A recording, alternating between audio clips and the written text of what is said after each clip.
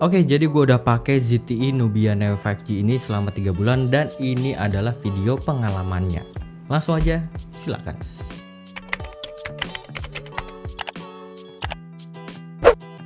Halo semuanya, balik lagi sama gue Tio Nugroho dari channel Gadget Boy ID. Oke, jadi ZTE Nubia Neo 5G ini adalah HP gaming dengan jaringan 5G dan punya harga yang terjangkau. Seperti biasa gue bahas dulu spesifikasinya. Untuk prosesornya, HP ini pakai UniSoC T820 dengan fabrikasi 6 nanometer. Prosesor ini terbilang baru buat di akhir tahun 2023 dan bisa dibilang setara dengan Snapdragon 765G. Untuk variannya cuma ada satu aja, 8GB RAM dan 256GB untuk storage-nya. RAM-nya juga bisa di extended custom dari 1 sampai 10GB, jadi kalian bisa dapetin total RAM sampai 18GB. Dan untuk baterainya, HP ini pakai 4500 mAh. Buat di bagian layar pakai ukuran 6,6 inci, panelnya IPS, Full HD+, dan refresh rate-nya yang cukup tinggi di 120Hz. Dan untuk OS-nya setelah 3 bulan gue belum dapet update apa-apa, masih stay di Android 13 dan MyOS 13. Untuk harganya dari awal rilis itu di angka 2.799.000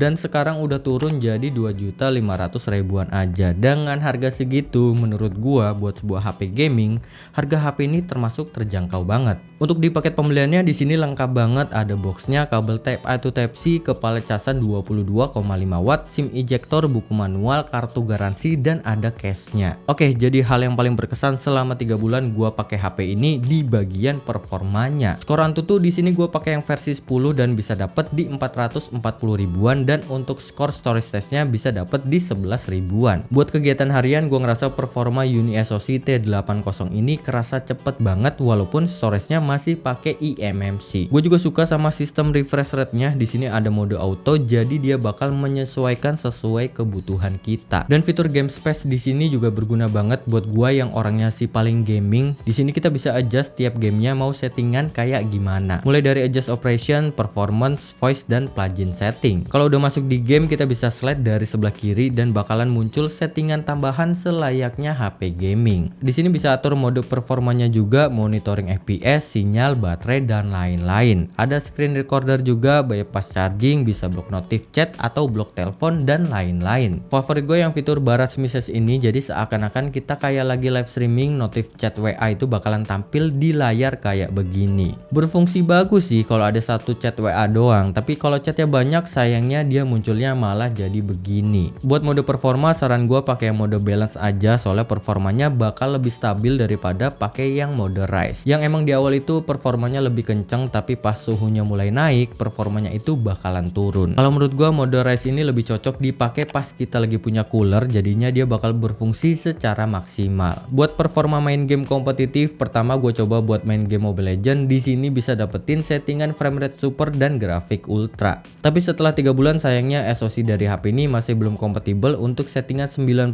atau 120Hz. Gue selalu main game di settingan tertinggi dan di in-game gue ngerasa enak banget, typing layarnya kerasa responsif dan suhunya relatif aman di 40-41 derajat. Cuma pas lagi nge-war dan gameplaynya itu udah di atas 10 menit, FPS-nya mulai drop ke 47 FPS, tapi overall masih oke sih dan gue nggak ada keluhan sama sekali. Di PUBG Mobile gue dapet di settingan smooth extreme dan HDR ultra. Jadi karena ini adalah HP gaming, gue selalu main game di settingan tertingginya yang HDR ultra. Gue bisa dapet di 28-40 FPS, rata-ratanya itu di 30 FPS stabil dan suhunya di 41 derajat. Overall gameplaynya sih menurut gua udah cukup enak, FPS-nya stabil dan gyroskopnya juga berfungsi dengan cukup baik. Tapi masih ada perdebatan ini gyroskopnya udah hardware atau masih software. Tapi yang gua rasain sih dia itu ada di antara gyro yang pakai hardware dan software. Jadi dia tuh ada di tengah-tengahnya gitu. Buat Genshin Impact gua dapetin di settingan defaultnya di lowest. Karena ini adalah HP gaming dan performanya juga cukup mumpuni, jadi gua akan coba naikin settingannya ke medium 60 fps. Di in-game gue dapetin 31-45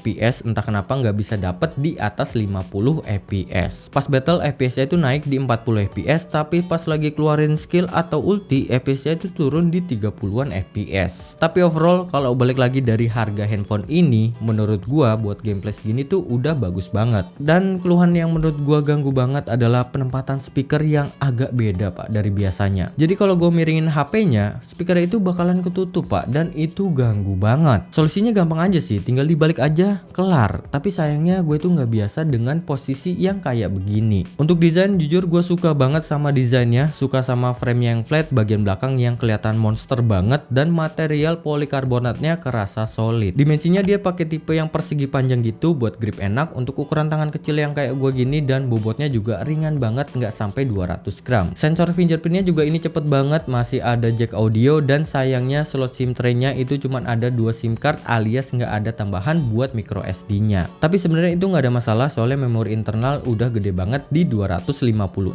GB. Dan setelah gue download aplikasi yang udah gue butuhin, memorinya itu masih sisa 140 GB-an, jadi masih aman. Buat bagian layar overall gue cukup puas sama spesifikasi layarnya, udah sesuai banget lah sama HP yang emang dikhususkan buat pemakaian gaming. Buat nikmatin konten atau buat streaming film, HP ini masih tergolong bagus. Buat scrolling sosmed juga smooth banget, masih ada LED notif kalau HP-nya lagi off screen, ada screen protector bawaan, dan UI bawaannya ini juga dibungkus dengan tema yang gaming banget. Tapi jujur aja sih, gue tuh bosen banget sama tema yang gaming banget kayak begini, dan untungnya masih dikasih opsi jadi bisa lebih variatif. Keluhan gue cuma di kamera depannya aja, masih pakai model water drop display dan bikin kesan HP ini kayak HP yang entry level banget, dan speakernya juga masih pakai mono. Tapi untungnya masih ketolong sama fitur DTX X Ultra, jadi bikin output suara speakernya jauh lebih bulat, lebih kencang, dan lebih nendang.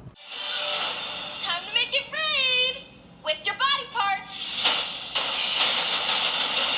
What did I tell you? Minimal No explosions. I said no explosions.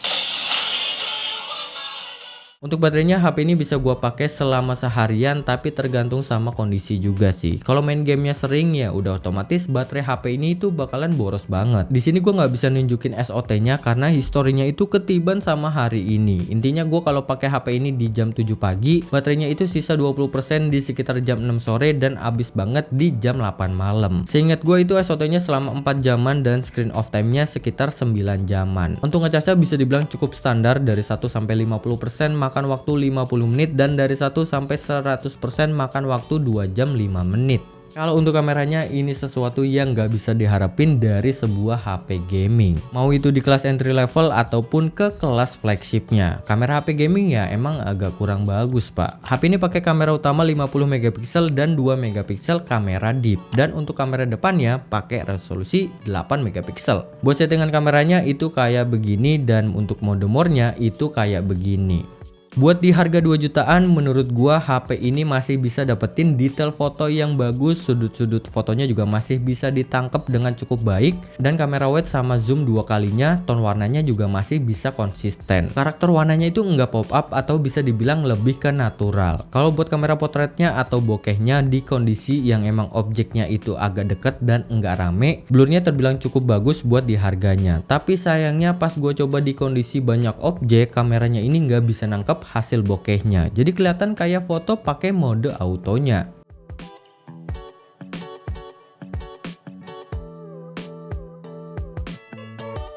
Full HD 30 fps.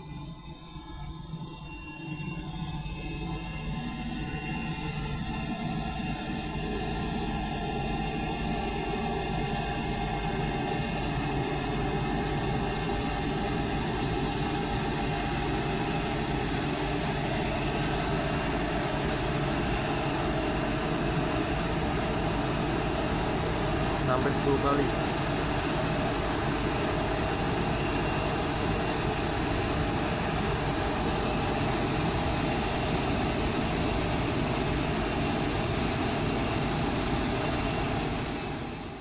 Ini yang kamera depannya, dan untuk range-nya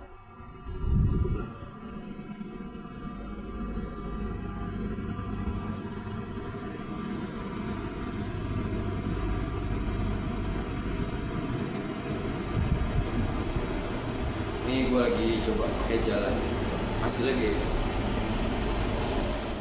Oke, kesimpulan untuk di harga 2 jutaan HP ini bisa ngasih performa yang bisa dibilang kencang buat di kelasnya. RAM-nya juga bisa ditambahin pakai virtual RAM sampai 10 GB, ada NFC, support jaringan 5G, refresh rate tinggi di 120 Hz, ada fitur game space, jack audio, dan paket pembelian yang lengkap banget. Tapi gue nggak suka sama desain layar depannya yang kelihatan mainstream banget, memorinya masih pakai eMMC, posisi speaker yang kurang proper, update OS yang gue nggak tahu bisa dapat berapa lama, dan prosesornya yang sampai saat ini masih belum kompatibel buat game kompetitif. Dan ada satu tambahan lagi, entah kenapa WiFi di HP ini itu kurang banget bisa diandelin. Kalau buat pemakaian harian atau buat main game itu nggak ada masalah. Nah, masalahnya itu pas lagi proses downloadnya. Asli, gue download Genshin di HP ini itu bisa seharian lebih, Pak. Padahal biasanya gue download semalaman aja itu udah kelar. Dan masalah itu nggak kejadian kalau misalnya gue pakai sinyal dari SIM card gue. Masalah download lama banget itu kejadian pas gue lagi pakai WiFi. Entah ini masalah software atau emang WiFi gue yang gak proper, tapi gue berharap masalah ini bisa diselesaikan di update software atau di generasi selanjutnya. Karena menurut gue sayang banget, Pak, padahal ini adalah HP gaming. Oke, mungkin segitu aja video gue kali ini. Kalau kalian ada pertanyaan, kalian bisa tambahin di kolom komentar di bawah. Dan terima kasih banyak buat yang udah nonton. Oke, mungkin segitu aja. Gue Tino cabut. Sampai ketemu lagi di video selanjutnya. Bye-bye. Tahun 2024. Katanya Nubia Neo 5G ini yang versi 2 itu bakalan rilis di sekitar bulan Juni atau Juli 2024. Setelah lebaran berarti ya. Nantiin aja video selanjutnya. Oke. Bye-bye.